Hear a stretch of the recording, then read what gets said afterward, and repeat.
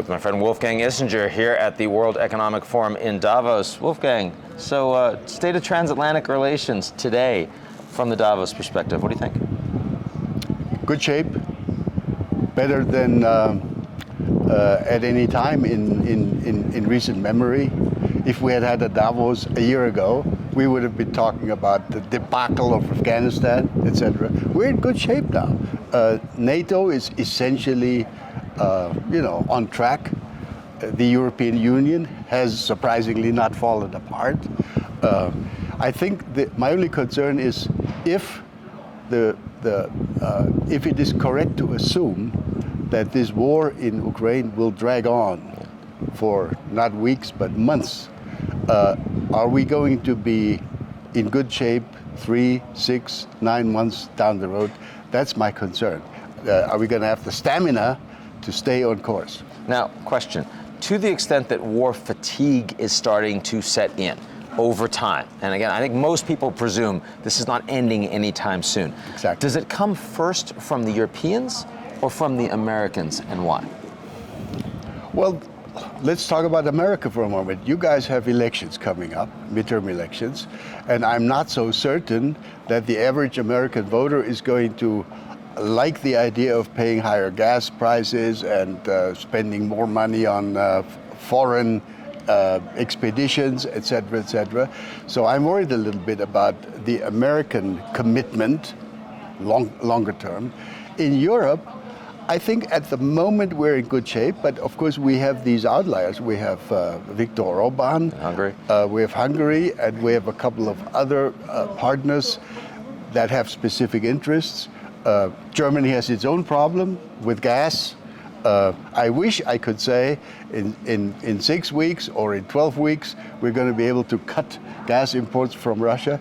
It's hard to do. And I feel sorry for those in my own government who have to respond to this urgent question from our Ukrainian partners.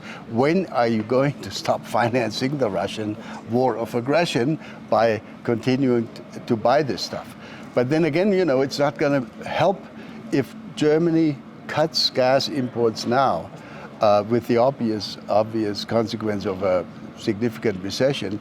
Then, of course, the commitment by the German wider public for our Ukrainian, determination will surely shrink. Yeah. And whose interest would be served with that? So this is really a dilemma. And the Americans and the Europeans have had divergent perspectives for a while on Russia that are now aligning. They've also had some divergent perspectives on China for a while. Yeah. Are they now aligning? I think there is one lesson we are learning, we Europeans. We cannot ignore that the US is looking at a huge problem, potential problem with China, with the Taiwan issue, etc. And we cannot possibly leave the United States alone in that. In other words, we need to understand that even though this is many thousands of miles away, it is in our interest to get involved, maybe not militarily. We don't have the capacities militarily, but certainly politically. And we need much closer coordination between Washington and Brussels and Berlin and Paris on China. And Olaf Scholz, so far, when you saw that initial speech he gave, the turning point speech he gave, did it reflect for you a new strategic vision for Germany? Is this a new generation for Germany in politics, or is it more modest than that? No, it is. It was a major decision. Look, essential elements of established German foreign policy went up the chimney. We'd say out the window. Out the window. That sounds more definitive if it's up the chimney. Out the window. The idea which we had been about which we had been preaching for many years, the future partnership with Russia, out the window, no longer possible. The idea of a security order for all of Europe, with Russia included, out the window.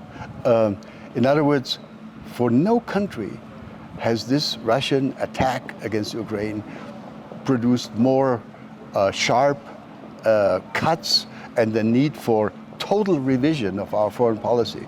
The problem for Olaf Scholz is not that he gave the wrong speech. The problem for him is that it's not so clear that all of his followers in his own party agree with his Social speech Democrats. and with the consequences of spending 100 billion extra on defense and on meeting the 2% defense goal going forward, etc. So he has to fight this internal, political fight, not against the opposition, which supports him, but against his own party. No, the Americans have been saying for a long time, how come the Europeans aren't sacrificing the Germans? The Europeans are sacrificing more this time around. There's no question. Absolutely. Wolfgang Ischinger, good to see you. Thanks, Ian. Great to see you.